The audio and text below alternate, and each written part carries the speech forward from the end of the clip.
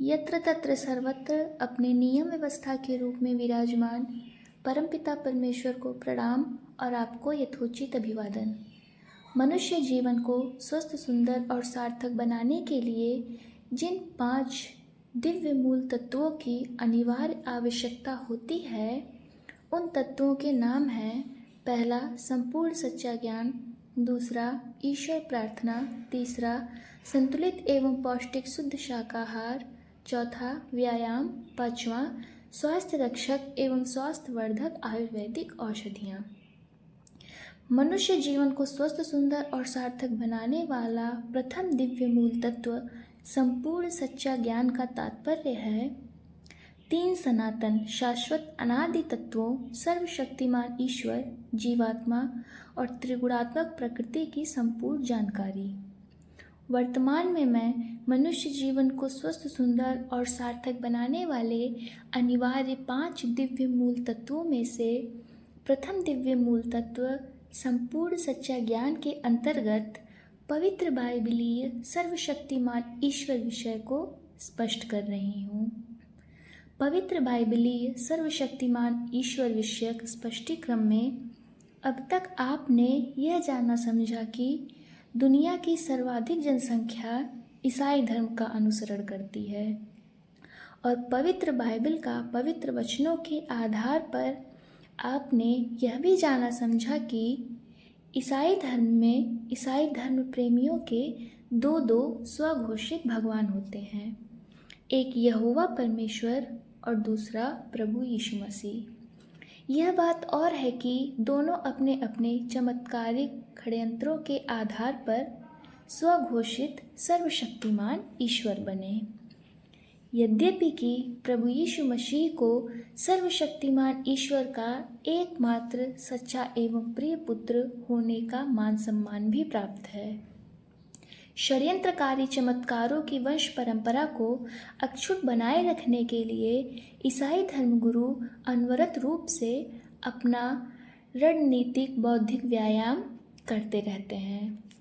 आज के वीडियो में मैं चमत्कारिक षड्यंत्रों के आधार पर तथाकथित दिव्य संत बनी मदर टेरेसा के जीवन विषयक उन ऐतिहासिक बिंदुओं पर चर्चा परिचर्चा करने जा रही हूँ,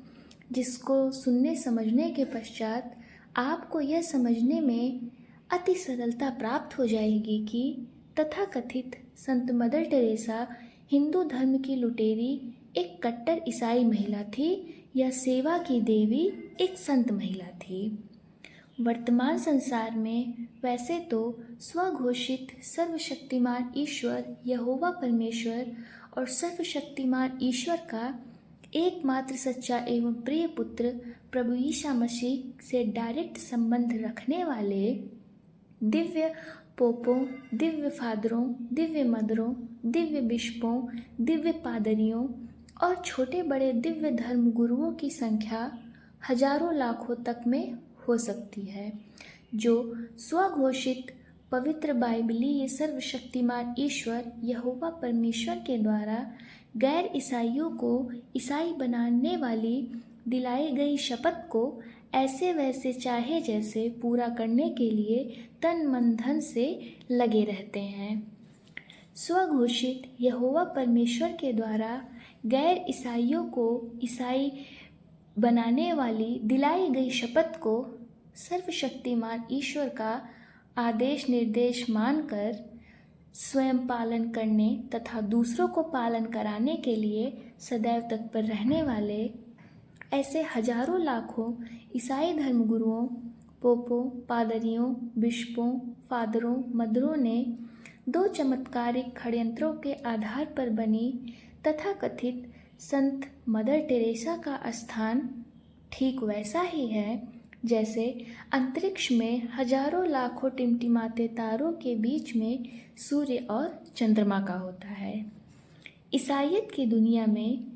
दिव्य मदर टेरेसा की यह सर्वोच्च स्वीकार्यता यूं ही नहीं बनी है। ईसाईयत की दुनिया में दिव्य संत मदर टेरेसा को मिलने वाला यह सर्वोच्च स्थान ईसाई धर्म के प्रचार प्रसार और ईसाई धर्म प्रेमियों की जनसंख्या वृद्धि करने के लिए आजीवन की गई तपस्या त्याग और संघर्ष का प्रतिफल है। मैं ऐसा मानती हूँ कि दिव्य संत मदर टेरेसा ने अपने जीवन काल में जितनी अधिक संख्या में गैर ईसाइयों को, विशेषकर हिंदुओं को ईसाई बनाया, उतना प्रभु यीशु मसीह ने भी नहीं बनाया होगा। और मज़े की बात यह है कि तथाकथित संत मदर टेरेसा ने हिंदुओं को ईसाई बनाने का काम उनके मनुष्य जीवन को स्वस्थ, सुंदर और सार्थक बनाने के नाम पर किया। दो चमत्कारिक षड्यंत्र के आधार पर दिव्य संत बनी मदर टेरेसा का हिंदुओं को ईसाई बनाने वाला यह काम ईसाई धर्मगुरुओं को इतना अधिक पसंद आया कि उन सब ने मिलकर तथाकथित दिव्य संत मदर टेरेसा को एशिया महाद्वीप का सबसे बड़ा प्रतिष्ठित पुरस्कार रेमन मैग्सेसे सन 1962 में दे दिया।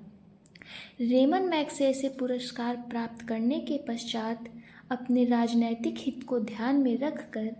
तत्कालीन कांग्रेस की सरकार ने सन 1962 में संत मदर टेरेसा को पद्मश्री पुरस्कार प्रदान कर दिया।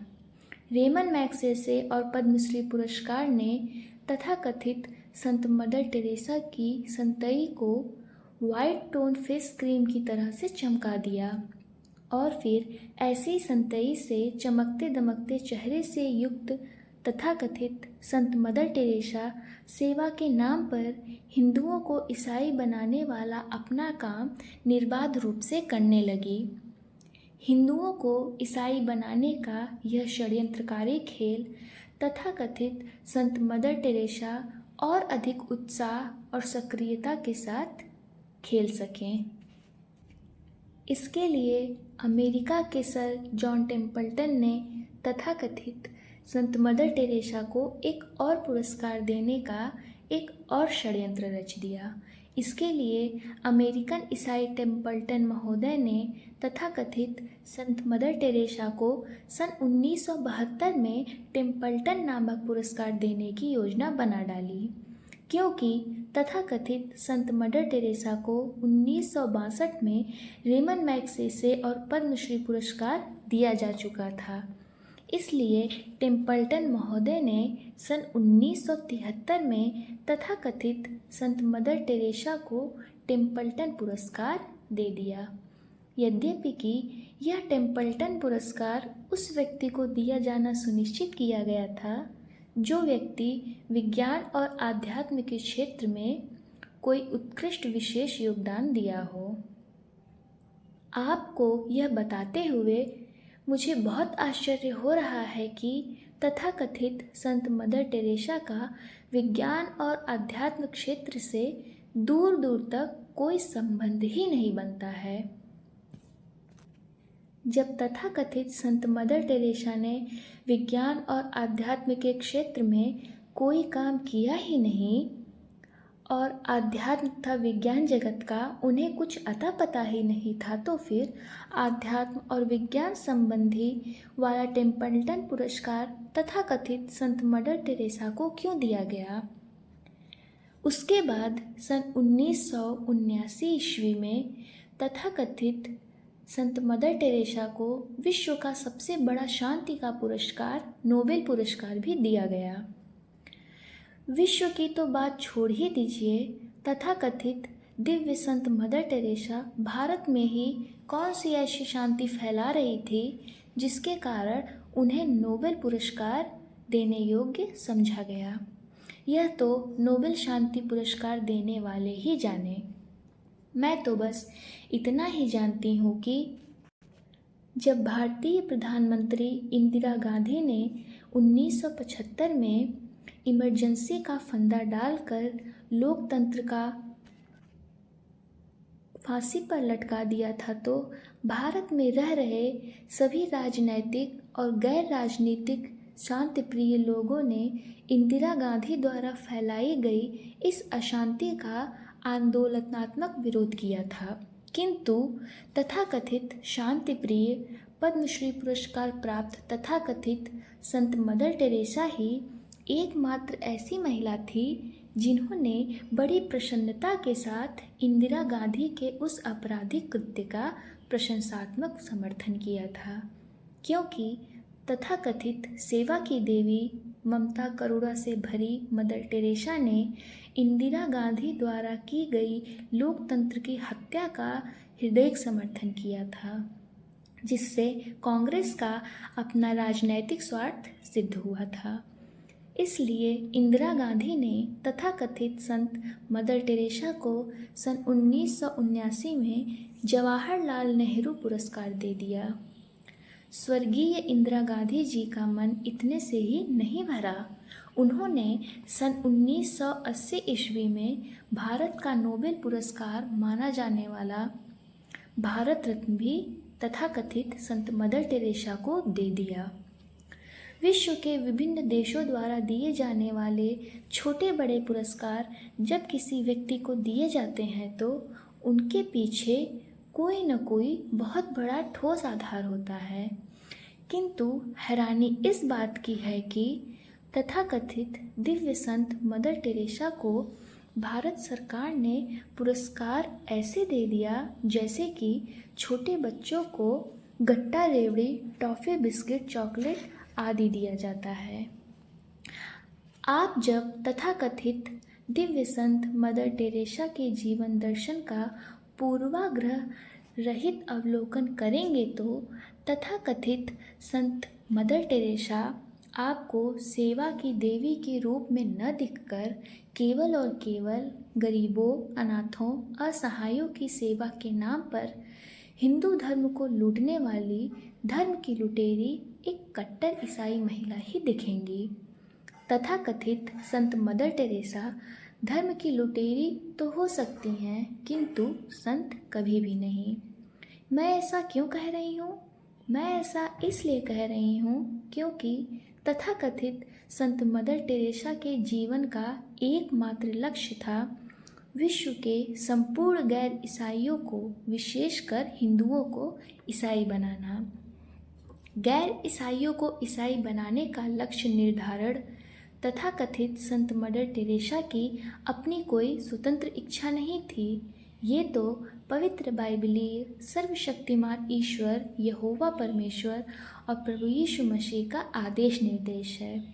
ऐसा ही नहीं कि भारत में हिंदुओं को ईसाई बनाने का काम तथाकथित संत मदर टेरेसा ने आरंभ किया था।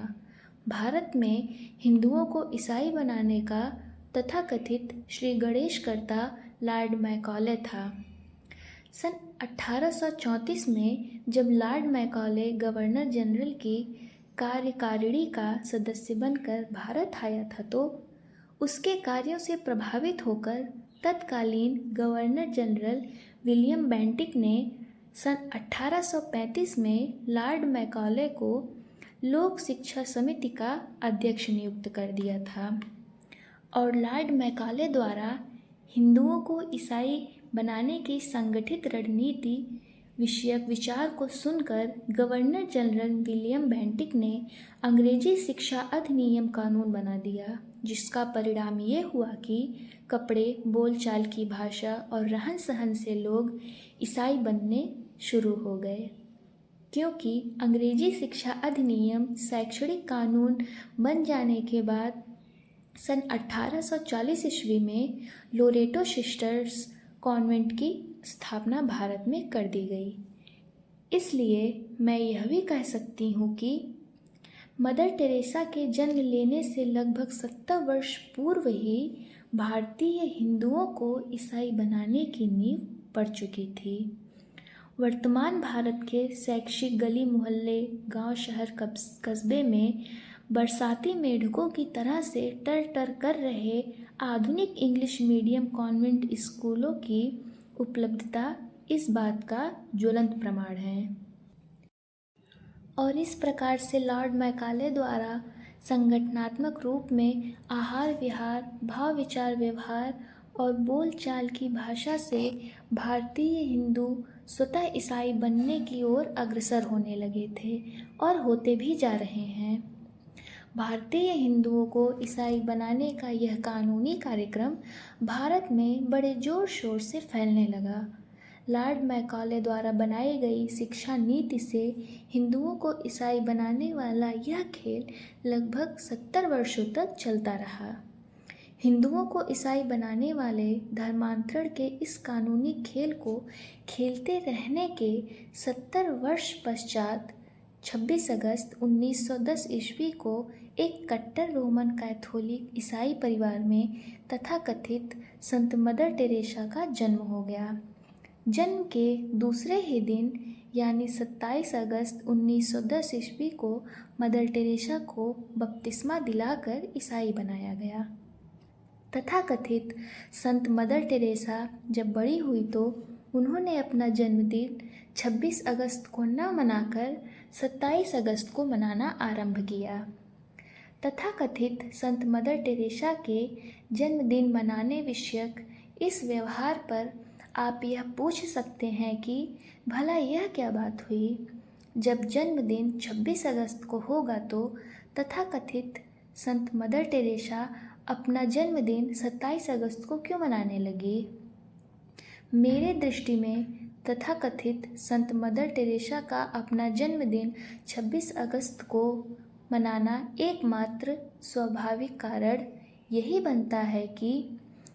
तथाकथित संत मदर टेरेसा का जन्म भले ही 26 अगस्त को एक कट्टर रोमन कैथोलिक ईसाई परिवार में हुआ था, किंतु उनका बपतिस्मा तो 27 अगस्त को हुआ था। इसलिए तथाकथित संत मदर टेरेसा ने ईसाईयत के प्रति अपनी कट्टरता प्रदर्शित करने के लिए ही उन्होंने 27 अगस्त को अपना जन्मोत्सव मनाने का निश्चय किया था। वे जब एक जीवित रही तब तक 27 अगस्त को ही अपना जन्मोत्सव मनाती रही। तथाकथित संत मदर टेरेसा के इसी कट्टरता के कारण ही मैं ऐसा मानती हूँ कि मदर टेरेसा को एक कट्टर रोमन कैथोलिक ईसाई महिला के अतिरिक्त किसी और रूप में देखना, जानना, समझना और मानना 100% शुद्ध दूध जैसा श्वेत असत्य ही होगा। मदर टेरेसा को यह बात संभवतः समझ में आ गई थी कि पृथ्वी पर जन्म लेने वाला हर मनुष्य जन्मजात हिंदू ही होता है और भला वह एक दिन के लिए भी हिंदू नहीं बनी रह सकती थी। वे भला एक हिंदू कैसे बनी रह सकती थी। उन्हें तो ईसाई बने रहकर ही हिंदुओं को ईसाई बनाने का काम करना था। तथाकथित संत मदर टेरेसा जब मात्र 12 वर्ष की हुई थी तो उनका मस्तिष्क इस बात के लिए पूरी तरह से प्रशिक्षित हो चुका था कि उनका जीवन केवल और केवल ईसाईयत की सेवा करने के लिए ही हुआ है। मदर टेरेसा की ईसाई धर्म विस्तार वाली ऐसी कट्टर सोच से परिपूर्ण व्यक्तित्व निर्माण में उनके माता पिता और तत्कालीन रोमन कैथोलिक ईसाई पोपों की अनिवार्य सर्वोपरि भूमिका रही, जिसका परिणाम यह हुआ कि कट्टर ईसाईयत सोच से प्रशिक्षित मस्तिष्क वाली तथाकथित संत मदर टेरेसा मात्र 18 वर्ष की उम्र में अपने अल्बेनियाई घर परिवार को छोड़कर आयरलैंड देश की ईसाई संस्था लोरेटो सिस्टर्स की सदस्या बन गई। लोरेटो सिस्टर्स रोमन कैथोलिक कुंवारी ईसाई लड़कियों और महिलाओं का एक ऐसा समूह है जिसका मुख्य काम अशिक्षित मनुष्यों को अंग्रेजी भाषा के द्वारा शिक्षित करना और अस्वस्थ मनुष्यों की शारीरिक मानसिक सेवा करना। आपको यह जानकर अत्यंत आश्चर्य हो सकता है कि तथाकथित संत मदर टेरेसा ने अपना मूल नाम एग्नेस गोक्सा बोजास्क्यू को त्याग कर मदर टेरेसा इसलिए रख लिया क्योंकि भारत में सन 1840 में लोरेटो सिस्टर्स की स्थापना करने वाली महिला का नाम मदर टेरेसा बॉल था। मुझे यह कहने में कोई संकोच नहीं हो रहा है कि सन 1840 ईस्वी से ही भारत के अशिक्षित, निर्धन, बीमार, असहाय, अनाथ और विकलांग हिंदू बच्चों, बच्चियों, नौजवानों और वृद्धों को शिक्षित करने, आर्थिक सहायता देने और चिकित्सा करने के नाम पर ईसाई बनाने का काम संस्थागत रूप से आरंभ हो गया था। तथाकथित संत mother Teresa Loreto sisters school में पहले टीचर बनकर भारत आई थी। तथाकथित संत मदर टेरेसा की ईसाइयत के प्रति कट्टर समर्पण भाव को देखते हुए ईसाई धर्मगुरुओं ने तथाकथित संत मदर टेरेसा को लोरेटो सिस्टर्स स्कूल का प्रिंसिपल बना दिया था। लेकिन मदर टेरेसा को केवल आहार विहार, बोली भाषा और कपड़े लत्ते, रहन सहन से अंग्रेजी माध्यम से शिक्षा देकर ईसाई बनाए जा रहे हिंदुओं को देखकर पूर्ण संतुष्ट नहीं हो पा रही थी, क्योंकि तथाकथित संत मदर टेरेसा को हिंदुओं के गले में सूली पर लटके हुए प्रभु यीशु मसीह का लॉकेट और उनके नाम राम और श्याम आदि के स्थान पर रेमो और सेमो आदि नाम भी देखना था। इसलिए उन्होंने लोरेटो सिस्टर्स स्कूल की प्रिंसिपली छोड़ दी और उन्होंने अपनी विशेष महत्वाकांक्षा को पूरा करने के लिए मिशनरीज ऑफ चैरिटी नाम की अपनी एक स्वतंत्र संस्था बना दी। मिशनरीज ऑफ चैरिटी नामक एक गैर सरकारी संगठन की स्थापना करने के पश्चात हिंदुओं को ईसाई बनाने का कार्य युद्ध स्तर पर होने लगा। तथाकथित संत मदर टेरेसा ने पहले ही यह अनुमान लगा लिया था कि भारत का वैधानिक नागरिक बने बिना हिंदुओं को ईसाई बनाने का उनका युद्ध स्तरीय कार्यक्रम सफल नहीं हो सकता है। इसीलिए जब सन 1947 ईस्वी में भारत देश स्वतंत्र हुआ तो कट्टर रोमन कैथोलिक ईसाई मदर टेरेसा के तत्काल भारत की नागरिकता ले ली और एक भारतीय ईसाई नागरिक के रूप में मिशनरीज ऑफ चैरिटी की प्रधान संरक्षिका बनकर हिंदुओं को ईसाई बनाने का कार्य युद्ध स्तर पर करने लगी। मिशनरीज ऑफ चैरिटी की प्रधान संरक्षिका के रूप में सेवा के नाम पर हिंदुओं को ईसाई बनाने का युद्ध स्तरीय काम लगभग 50 वर्षों तक करती रही और भारत सहित विश्व के अन्य देशों में मिशनरीज ऑफ चैरिटी के द्वारा गैर ईसाइयों को ईसाई बनाने का काम फलता फूलता चला गया। हो सकता है कि आप तथाकथित संत मदर टेरेसा को एक सच्चा संत के रूप में जानते हों या आप यह मानते हो कि तथाकथित संत मदर टेरेसा त्याग और सेवा की जीवंत रूप थी। किंतु जब मैं उनके द्वारा किए गए कार्यों के स्वरूप से आपको अवगत कराऊंगी तो आप भी मदर टेरेसा को संत या त्याग और सेवा की मूर्ति न मानकर धर्म की लुटेरी एक कट्टर ईसाई महिला ही मानेंगे। एक कट्टर रोमन कैथोलिक ईसाई परिवार में जन्मी तथाकथित संत मदर टेरेसा को अल्बेनिया देश के 22वें प्रधानमंत्री एनवर होक्सा ने वेटिकन चर्च का एक खतरनाक एजेंट माना था, जिसके कारण एनवर होक्सा ने तथाकथित संत मदर टेरेसा को बहुत बार स्वयं तथा कई और देशों के राजदूतों द्वारा समर्थित मांग करने के बाद भी तथाकथित संत मदर टेरेसा को उनकी बहनों और माँ से अल्बेनिया में मिलने तक नहीं दिया गया। सन 1943 ईस्वी में बंगाल का अकाल और सन 1946 ईस्वी में मोहम्मद अली जिन्ना का डायरेक्ट एक्शन से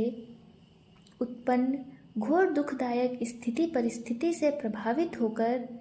जब तथाकथित संत मदर टेरेसा ने भारतीयों की सेवा के लिए नारी का परिधान नीली किनारा वाली साड़ी पहनी तो भारतीयों ने यह समझा कि अब उनके हर प्रकार के दुख दर्द को मिटाने के लिए दया और करुणा की देवी सेवा मूर्ति मदर टेरेसा साक्षात देवी के रूप में प्रकट हुई हैं। फिर क्या था, कुमति के मित्र सुमति के शत्रु हिंदुओं ने स्वयं के मनुष्य जीवन को स्वस्थ सुंदर और सार्थक बनाने के लिए धर्म की लुटेरी तथाकथित संत मदर टेरेसा को बड़ी अगाध श्रद्धा और प्रेम और विश्वास के साथ अपने मन मंदिर में देवलोक से उतरी हुई एक देवी की तरह से स्थापित कर लिया। किंतु कुमति के धनी और सुमति के निर्धन हिंदुओं को क्या मालूम था कि जिस मदर टेरेसा को वो देवलोक से उतरी हुई एक देवी मान रहे हैं वह कोई देवी नहीं है, अपितु भारतीय नारी का सुंदर एवं आकर्षक वेशभूषा बनाए एक विदेशी कट्टर ईसाई महिला है, जो देशी विदेशी लाखों हिंदुओं का सब कुछ लूट लेने वाली है। कट्टर रोमन कैथोलिक ईसाई पोपों के द्वारा भेजी गई बहुत खतरनाक एक धार्मिक लुटेरी महिला तथाकथित संत मदर टेरेसा जैसे जैसे हिंदुओं को ईसाई बनाने के मिशन में सफल होती गई, वैसे वैसे भारत के दुर्बुद्धि संपन्न हिंदू ईसाई बनते चले गए। क्योंकि आजकल की तरह से तथाकथित संत मदर टेरेसा के काल में घर घर इलेक्ट्रॉनिक मीडिया का मोबाइल अवतार नहीं हुआ था, इसलिए देश के किसी एक कोने में अपनी धार्मिक पहचान लुटा रहे हिंदुओं से संबंधित कोई भी समाचार देश के अन्य क्षेत्रों में रह रहे किसी भी हिंदू के पास पहुंच ही नहीं पाया था। संपूर्ण विश्व के कोने कोने में रह रहे कुमति के प्रेमी और सुमति के निंदक हिंदुओं के पास कट्टर रोमन कैथोलिक ईसाई मदर टेरेसा से संबंधित जो भी समाचार प्रेस मीडिया के द्वारा पहुंचता भी था तो वह कुछ इस प्रकार से होता था। भारत सरकार ने संत मदर टेरेसा को भारतीयों की चतुर्दिक मुफ्त सेवा करने के लिए पद्मश्री पुरस्कार, जवाहरलाल नेहरू पुरस्कार और भारत के सर्वोच्च सम्मान भारत रत्न पुरस्कार से सम्मानित किया गया है। प्रेस मीडिया और टीवी रेडियो के द्वारा 28 अगस्त 2010 को एक यह समाचार भी खूब बताया गया था कि तथाकथित संत मदर टेरेसा की 100वीं वर्षगांठ पर भारत सरकार ने 5 रुपए का एक विशेष सिक्का जारी किया है। भारत सरकार ने मदर टेरेसा की 100वीं वर्षगांठ पर 5 रुपए का सिक्का ही क्यों जारी किया, 1, 2, 10, 20, 50, 100 का क्यों नहीं किया? आपको यह जानकर अत्यंत आश्चर्य हो सकता है कि तथाकथित संत मदर टेरेसा की 100वीं वर्षगांठ पर 5 रुपए का सिक्का इसलिए जारी किया क्योंकि मदर टेरेसा जब लोरेटो सिस्टर शिक्षण संस्थान की शिक्षिका बनकर भारत आई थी तो उनके पास कुल जमा पूंजी के रूप में पवित्र बाइबिल और मात्र 5 रुपए ही था। इस सत्य को मैं इस तरह से भी कह सकती हूँ कि हिंदुओं को ईसाई बनाने के लिए तथाकथित संत मदर टेरेसा का यह एक ऐसा छोटा सा इन्वेस्टमेंट था जो आगे चलकर अरबों खरबों डॉलर के रूप में परिवर्तित हो गया। अर्थात तथाकथित संत मदर टेरेसा के 5 रुपए के एक छोटे से इन्वेस्टमेंट से उन्हें अरबों खरबों डॉलर संपत्ति का मालकिन बना दिया। मदर टेरेसा की 100वीं वर्षगांठ पर 5 रुपए का सिक्का जारी करते हुए तत्कालीन राष्ट्रपति प्रतिभा देवी सिंह पाटिल उपस्थित जन समुदाय को संबोधित करते हुए यह बोली थी कि नीले किनारे वाली सफ़ेद साड़ी पहने मदर टेरेसा और मिशनरीज ऑफ चैरिटी की बहनें कई लोगों के लिए आशा के प्रतीक बन गई हैं, अर्थात वृद्ध, बेसहारा, बेरोजगार, बीमार, असहाय, रोगी, जिनको उनके परिवार वालों ने त्याग दिया था। तथाकथित संत मदर टेरेसा ने ऐसे लोगों को खोज खोज कर उनकी चतुर्दिक सेवा की। माननीय राष्ट्रपति प्रतिभा देवी सिंह पाटिल जी ने तथाकथित संत मदर टेरेसा के बारे में जो कुछ भी वक्तव्य दिया वह उनके सलाहकारों द्वारा उपलब्ध कराई गई सूचनाओं के आधार पर था। वैसे भी प्रतिभा देवी सिंह पाटिल जी कांग्रेस पार्टी द्वारा बनाई गई राष्ट्रपति थी और तथाकथित संत मदर टेरेसा की प्रशंसा, स्तुतिगान और मान सम्मान तथा पुरस्कार आदि देने से कांग्रेस पार्टी का अच्छा खासा राजनैतिक हित सधता था, क्योंकि अपने ज़माने में गरीब वर्ग के वोटरों पर तथाकथित संत मदर टेरेसा के चमत्कारिक षड्यंत्र का बहुत अच्छा प्रभाव हुआ करता था। किंतु तथाकथित संत मदर टेरेसा के संरक्षित निर्देशन में काम करने वाले मिशनरीज ऑफ चैरिटी के एक बंगाली सदस्य डॉक्टर अरूप चटर्जी ने देश को बताया था कि तथाकथित संत मदर टेरेसा के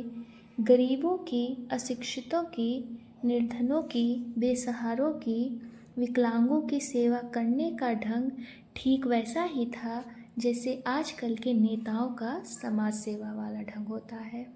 अर्थात किन्हीं 2-4 गरीबों को थोड़ा बहुत सेवा का सहयोग करके बड़े बड़े बैनरों, पोस्टरों और समाचार प्रचार प्रसार के सभी संसाधनों द्वारा यह प्रचारित प्रसारित करवाना कि नेताजी अपने क्षेत्र में दलितों, पिछड़ों, मजलूमों, गरीबों, पीड़ितों के मसीहा हैं और तथाकथित नेताजी अपने क्षेत्रवासियों के सभी समस्याओं का समाधान कर दिए हैं। बिजली, पानी, सड़क, औषधि आदि जैसी मूलभूत सुविधाओं से वंचित लोगों की सेवा करके नेताजी ने अपने क्षेत्र का स्वर्ग बना दिया है। किंतु नेताजी के इस दावे की सच्चाई जग जाहिर ही रहती है। तथाकथित संत मदर टेरेसा की वैश्विक स्तर पर सेवा मूर्ति की छवि बनाने में भारत सरकार और वेटिकन सिटी के पोपों का मुख्य योगदान रहा है। वेटिकन के पोपों ने तथाकथित संत मदर टेरेसा को इसलिए चमत्कारिक सेवा मूर्ति के रूप में विश्व के समक्ष प्रस्तुत किया क्योंकि वेटिकन सिटी के बैंक का अस्तित्व तथाकथित संत मदर टेरेसा द्वारा जमा किए गए धन पर ही टिका हुआ रहता है। तथाकथित संत मदर टेरेसा के विज्ञापीठ सेवा कार्य का सुंदर स्वरूप देखकर उन्हें देश विदेश से दान के रूप में अपार धनराशि प्राप्त होती थी, जिसका बहुत ही तुच्छ भाग वे गरीबों की सेवा में खर्च किया करती थी। मेरा कहने का अर्थ यह है कि तथाकथित संत मदर टेरेसा द्वारा गरीबों के ऊपर खर्च किया जाने वाला यह तुच्छ धन इसलिए खर्च किया जाता था ताकि लोग उस सेवा को देख जानकर तथाकथित संत मदर टेरेसा की संस्था मिशनरीज ऑफ चैरिटी को अधिक से अधिक धन मिल जाए। इस सत्य को मैं इस तरह से भी कह सकती हूँ कि तथाकथित संत मदर टेरेसा गरीबों के चतुर्दिक कल्याण के लिए धन इसलिए खर्च करती थी ताकि उनके द्वारा सामूहिक संस्था मिशनरीज ऑफ चैरिटी को मैक्सिमम रूप से ग्लोरीफाई किया जा सके। वेटिकन सिटी के बैंक में मदर टेरेसा ने अकूत धन जमा कराया था, जिसके बारे में ये कहा जाता था कि यदि तथाकथित संत मदर टेरेसा कभी भूल कर भी उस बैंक में से अपना जमा किया हुआ धन निकाल लेती तो वह बैंक दिवालिया हो जाता। मुझे यह भी कहने में कोई हिचकिचाहट नहीं हो रही है कि करुणा की देवी और सेवा की मूर्ति तथाकथित संत मदर टेरेसा गरीब, लाचार, बेसहारा, बीमार, वैश्विक हिंदू मानव समुदाय और अन्य गरीब गैर ईसाई मानव समुदाय का भावनात्मक शोषण करते हुए उनकी सहायता के लिए दी गई धनराशि का वेटिकन के बैंक में जमा करने का काम करती थी। तथाकथित संत मदर टेरेसा के द्वारा किए गए सेवा के कार्यों को एक वाक्य में कहना हो तो यह कहना सर्वोचित ही होगा कि तथाकथित संत मदर टेरेसा विभिन्न प्रकार की सामाजिक सेवा की आड़ लेकर हिंदुओं को ईसाई बनाया करती थी और रोमन कैथोलिक कट्टर ईसाइयों के वेटिकन सिटी स्थित बैंक की आर्थिक स्थिति मजबूत किया करती थी। त्याग की देवी और सेवा की मूर्ति तथाकथित संत मदर टेरेसा विषयक मेरे इस निष्कर्ष को उन 3 कनाडाई शिक्षाविदों के उस विचार से मिलाया जा सकता है जिनके नाम हैं सजलारिव, जेनेविव चेनाई और कैरोल सेनेचर, जिन्होंने यह बताया था कि तथाकथित संत मदर टेरेसा की मिशनरीज ऑफ चैरिटी दान में लाखों करोड़ों डॉलर मिले थे, लेकिन तथाकथित संत मदर टेरेसा ने गरीब बेसहारा बीमारों की देखभाल के लिए अनिवार्य रूप से आवश्यक पोषक खाद्य एवं पेय पदार्थ तथा दर्द निवारक दवाओं की भी समुचित व्यवस्था नहीं करती थी। जब तथाकथित संत मदर टेरेसा का ध्यान इस विषय पर आकृष्ट कराया जाता था, तब वे कहती थी कि इन गरीबों, असहायों और बीमारों को प्रभु यीशु मसीह की तरह से पीड़ा सहन करना चाहिए, जैसे कि वे क्रूस पर लटकाए जाने के पश्चात अपनी शारीरिक मानसिक पीड़ा को संपन्न किए थे। तथाकथित संत मदर टेरेसा का छुपा हुआ यह रूप आम जनमानस को बिल्कुल भी पता नहीं है। अंग्रेजी पत्रकार क्रिस्टोफर हिंचस सन 2003 ईस्वी के अपने एक लेख में तथाकथित संत मदर टेरेसा द्वारा किए गए सेवा कार्यों के पीछे छुपे हुए इस रहस्य को उजागर करते हुए कुछ इस तरह से लिखा। यह हमें चर्च के मध्ययुगीन भ्रष्टाचार की ओर वापस ले जाता है, जो अमीरों को भोग विलास बेचता है और गरीबों को नरक की आग और संयम का उपदेश देता था। तथाकथित संत मदर टेरेसा गरीबों की मित्र नहीं थी, वे गरीबी की मित्र थी। उनका कहना था कि दुख ईश्वर का एक उपहार है। उन्होंने अपना जीवन गरीबी की एकमात्र ज्ञात इलाज महिलाओं का सशक्तिकरण और अनिवार्य प्रजनन के पशुधन संस्कार से उनकी मुक्ति का विरोध करते हुए बताया। क्रिस्टोफर हिंचस का कहना था कि गरीबों की मुफ्त सेवा तथाकथित संत मदर टेरेसा का दिखावा मात्र था। क्रिस्टोफर हिचन्स ने तथाकथित मदर टेरेसा से स्वयं की गई बातचीत पर एक यह निष्कर्ष निकाला था कि तथाकथित संत मदर टेरेसा का उद्देश्य गरीबों की सेवा करना बिल्कुल भी नहीं था, अपितु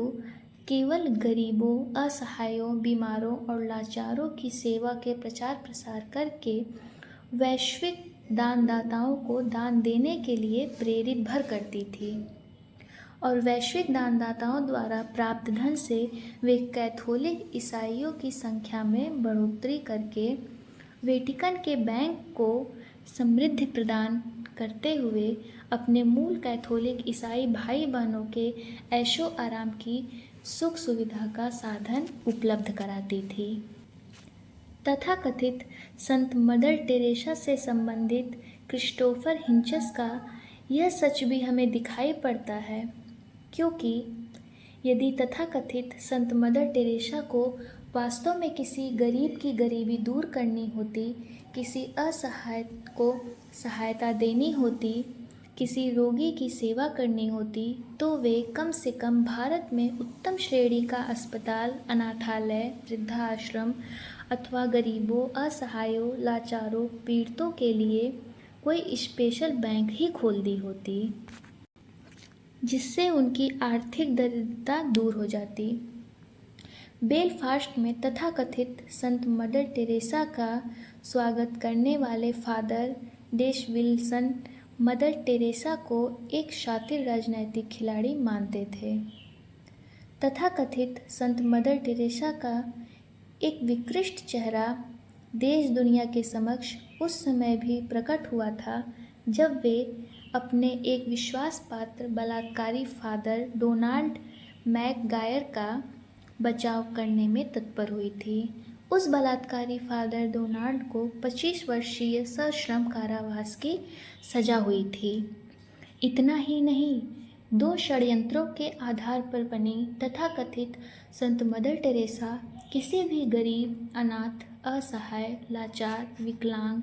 आदि की सेवा करने से पूर्व उसके गार्जियन से एक स्वीकारोक्ति पत्र भी भरवाया करती थी, जिसमें गार्जियन यह स्वीकार करता था कि तथाकथित संत मदर टेरेसा द्वारा सेवा प्राप्त करने वाले व्यक्ति की सर्वे सर्वा तथाकथित संत मदर टेरेसा हैं। और फिर ऐसे सेवा प्राप्त करने वाले व्यक्ति का शरीर तथा शरीर के अंगों का व्यापार तथा वैज्ञानिक परीक्षणों के लिए इस्तेमाल करने में किया जाता था। संत मदर टेरेसा की संस्था मिशनरीज ऑफ चैरिटी पर देह व्यापार जैसे अनैतिक कार्य करवाने का आरोप भी लगा था। तथाकथित संत मदर टेरेसा पर लगाए गए आरोपों में कितनी सच्चाई हो सकती है, यह गहन जांच पड़ताल का भी विषय बनता है। इस संदर्भ में मैं बस इतना कहना चाहती हूँ कि तथाकथित संत मदर टेरेसा यदि करुणा और दया वाली जीवंत सेवा की मूर्ति थी और उन्हें गरीबों की सेवा करने में आनंद प्राप्त होता था, तो जैसे उन्होंने लोरेटो सिस्टर्स की प्रिंसिपली छोड़ने के बाद अपना शर्ट स्कर्ट उतार दिया और भारतीय महिलाओं द्वारा पहनी जा रही नीले किनारों वाली सफ़ेद साड़ी को पहन लिया, वैसे ही वे अपने गले में से क्रूस पर लटके हुए प्रभु यीशु मसीह के लॉकेट को भी उतार कर किसी हिंदू देवी देवता का लॉकेट पहन ली होती, लेकिन उन्होंने ऐसा नहीं किया।